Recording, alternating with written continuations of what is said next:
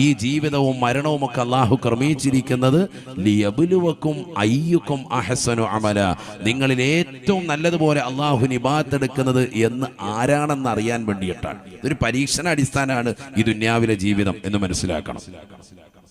അല്ല, വെറുതെ പഠിച്ചതല്ല. അല്ലാഹു പടച്ചതിന് വെറുതെ പടച്ചതല്ല. പരിശുദ്ധമായ ഖുർആനിലൂടെ അല്ലാഹു വീണ്ടും ചോദിക്കുകയാണ്, അഫഹസിബ്തും അന്നമാ ഖലഖനാകും അബസാ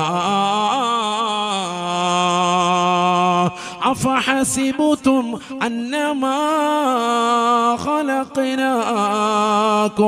അബസാ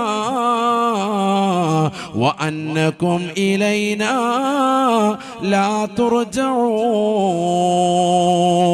അല്ലയോ മനുഷ്യ, മാനവ, നീ കരുതുന്നുണ്ടോ, നീ വിചാരിക്കുന്നുണ്ടോ നിന്നെ